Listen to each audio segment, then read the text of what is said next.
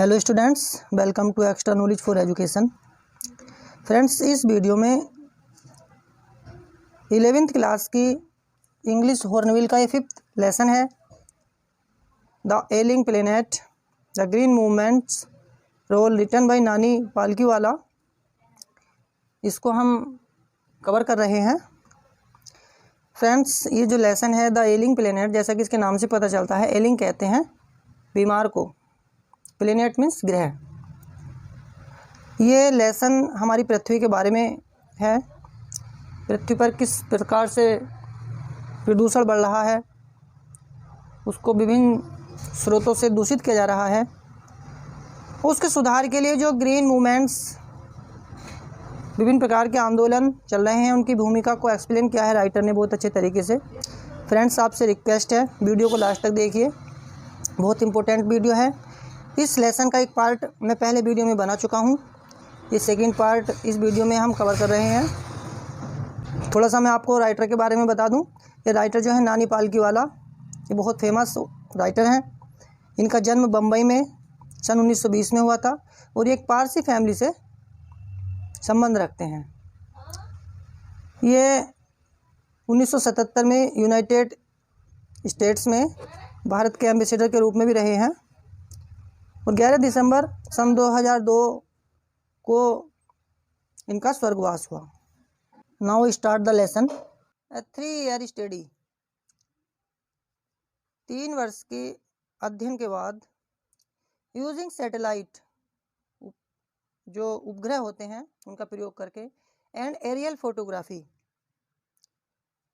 और जो वायुयानों द्वारा फोटो लिए गए, conducted by the United Nations, संयुक्त राष्ट्र द्वारा, warns that the environment has deteriorated so badly that it is critical in many of the 88 countries investigated। अर्थात जो उपग्रह और वायुयानों से संयुक्त राष्ट्र द्वारा फोटो लिए गए, उनसे ये पता चला कि पर्यावरण इतना बिगड़ चुका है कि जिन 88 कंट्री या 88 देशों की इन्वेस्टिगेटेड हुई थी, छानबीन हुई थी, उनमें से कई की स्थिति बहुत सीरियस है, बहुत गंभीर है। There can be no doubt that the growth of world population is one of the strongest factors distorting of the future of human society। यानी इसमें कोई शक नहीं है, कोई संदेह नहीं है कि संसार की जो बढ़ती हुई जनसंख्या है वो मानव समाज का भविष्य बिगाड़ने में एक बड़ा कारण है। It took mankind more than a million years to reach the first billion। और सारी दुनिया की जो जनसंख्या है, पॉपुलेशन है, वो 1 अरब तक पहुंचने में उसको 10 लाख वर्ष लगे। That was the world population around the year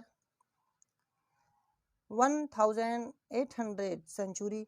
By the year 19th century a second billion was added। और इतनी जनसंख्या जो थी वो 1800 के वर्ष 1800 के आसपास थी। By the year in 19th century, और 19वीं शताब्दी के अंत तक सेकेंड बिलियन वाज एडेड, 1 अरब और उसमें बढ़ गई। एंड द 20th सेंचुरी, और 20वीं शताब्दी में हैज एडेड अनोदर 3.7 बिलियन, उसमें 3.7 अरब और बढ़ा दी। The present world population is estimated at 5.7 billion, और विश्व की वर्तमान जनसंख्या का अनुमान अब 5.7 अरब लगाया गया है।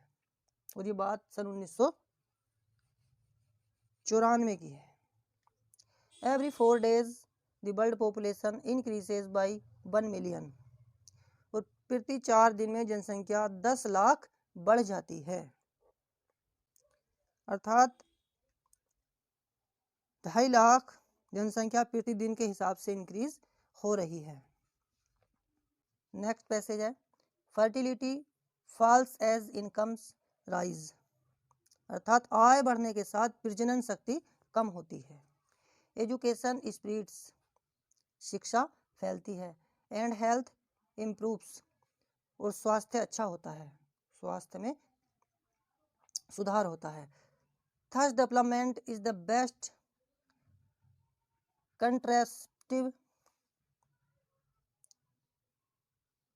इसलिए विकास ही सर्वोत्तम गर्भ निरोधक है। बट लेकिन डेवलपमेंट इटसेल्फ में not be possible if the present increase in numbers continuous, लेकिन जब तक ये वर्तमान में वृद्धि होती रहेगी तब तक विकास संभव नहीं हो सकता। द रिच गेट रिचर, जो धनी हैं वे और धनी हो जाते हैं। And the poor beget children which condemns them to remain poor, और जो निर्धन लोग हैं वे बच्चे पैदा करते हैं और सदैव निर्धनता के नरक में ही जीते रहते हैं। More children does not mean more workers, अर्थात अधिक बच्चे होना इस बात का सूचक नहीं है कि उन सबको अधिक काम मिलेगा या वे सभी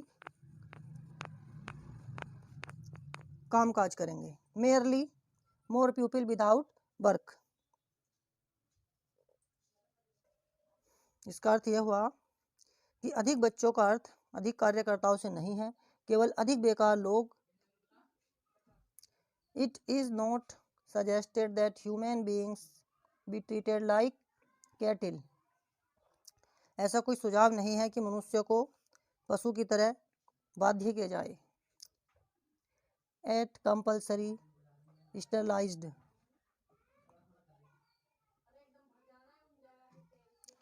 किंतु but there is no alternative to voluntary family planning without introducing an element of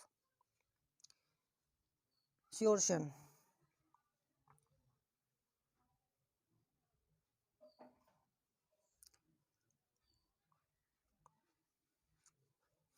but means लेकिन, देयर इज नो अल्टरनेटिव, कोई अन्य विकल्प भी नहीं है फैमिली प्लानिंग परिवार नियोजन का, without introducing an element of coercion, अर्थात बिना जबरदस्ती किए अपनी इच्छा से परिवार नियोजन अपनाने का कोई अन्य विकल्प नहीं है। The choice is really between control of population and perceptions of poverty, वास्तव में चयन जनसंख्या नियंत्रण और लगातार निर्धनता के बीच में है।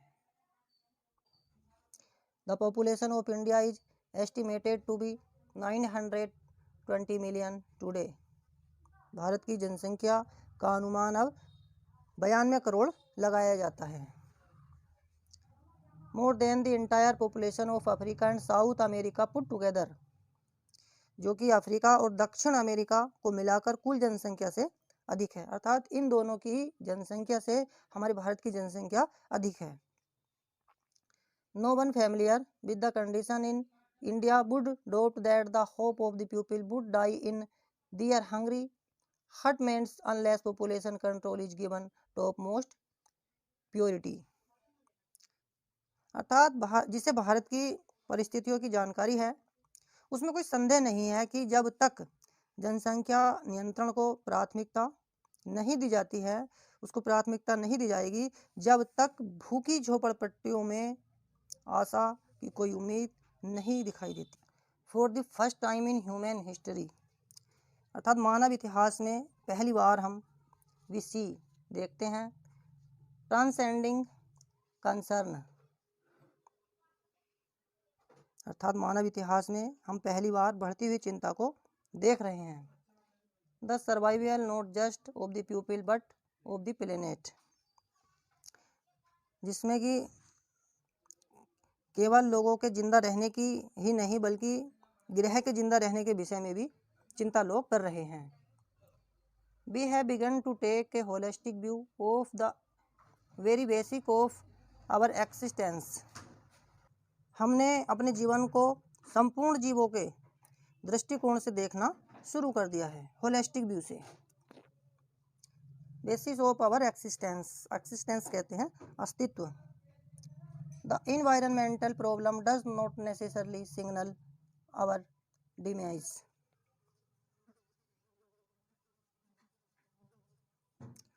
अर्थात पर्यावरण की समस्या आवश्यक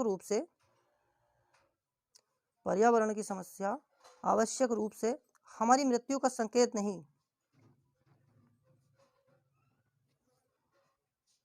अवर डिमाइस कहते हैं मृत्यु को। It is our passport for our future. It is our passport for the future, बल्कि ये क्या है, ये हमारे भविष्य का प्रवेश पत्र है।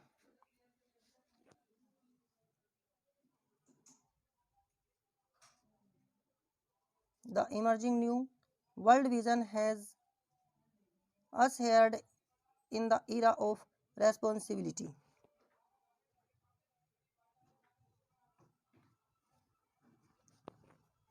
नए विश्व के उभरते हुए दृष्टिकोण ने उत्तरदायित्व का युग शुरू कर दिया है।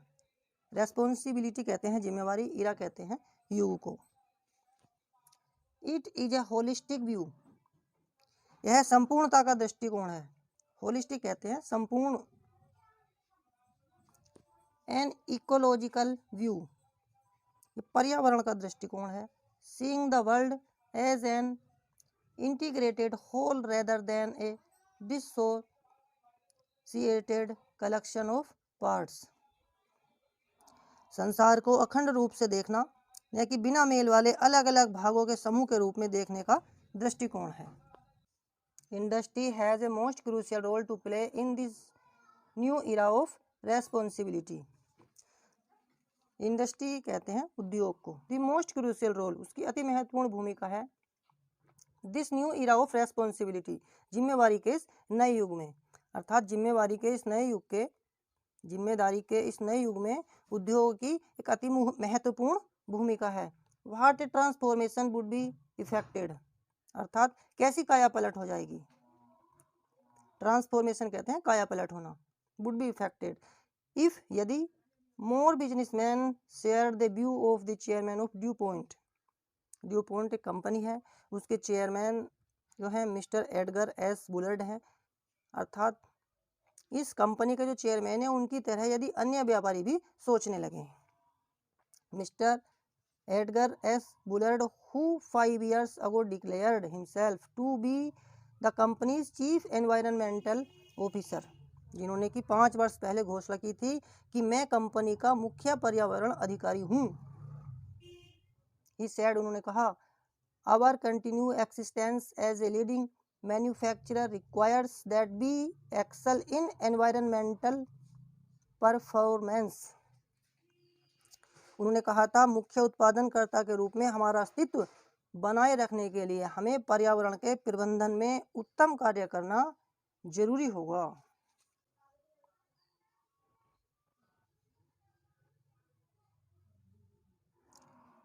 Of all the statements made by Margaret Thatcher during the years of her prime ministership,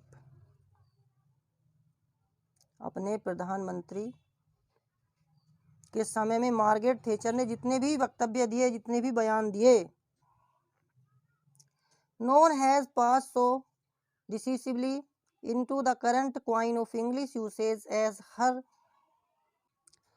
fallacious words, जिसका अर्थ है कि जितने भी उन्होंने वक्तव्य दिए, कोई भी अंग्रेजी भाषा में इतना प्रचलित नहीं हुआ जितने कि उनके ये रोचक शब्द थे। No generation has a freehold on this earth, उन्होंने कहा था कि इस धरती पर किसी भी पीढ़ी को स्वामित्व का अधिकार नहीं है।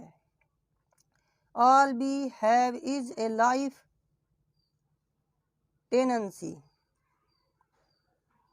अर्थात हम सब अपने जीवन काल के लिए इस पर काश्तकार हैं। With a full repairing lease, lease कहते हैं किराए को, और इसको पूर्णतः और ठीक रखना जो है इसका किराया है। फुल रिपेयरिंग, रिपेयरिंग कहते हैं किसी चीज को ठीक करना, ये जो क्या होगा इसका किराया होगा। In the words of mister Lester Brown, और मिस्टर लेस्टर ब्राउन के शब्दों में, we have not inherited this earth from our forefathers, we have borrowed it from our children. Mister Lester Brown के शब्दों में, दिस अर्थ मीन्स यह धरती जो है, वी हैव नॉट हेरिटेड कि हमें विरासत में नहीं मिली है, फ्रॉम आवर फोर फादर्स अपने पूर्वजों से, बल्कि वी हैव बोरोड इट हमने इसे उधार लिया है, किससे? इट फ्रॉम आवर चिल्ड्रन अपने बच्चों से। इस प्रकार राइटर ने बहुत अच्छे तरीके से इस लेसन को एक्सप्लेन किया है। फ्रेंड्स, आपसे उम्मीद है कि वीडियो आपको ज़रूर पसंद आई होगी, और यदि ये वीडियो आपको थोड़ी सी भी हेल्पफुल लगी हो, प्लीज़ इसे लाइक कीजिए, शेयर कीजिए अपने फ्रेंड्स के साथ व्हाट्सएप और फेसबुक पर, तथा जो फ्रेंड्स चैनल पर पहली बार आए हैं, हमारे channel extra knowledge for education को सब्सक्राइब कर लें और साथ में बेल आइकन को भी प्रेस कर दें, ताकि आने वाली जितनी भी वीडियो हैं उन सभी का नोटिफिकेशन आप तक पहुँच सके। Thanks for watching this video. Thank you very much all of you. जय हिंद, जय भारत, वंदे मातरम।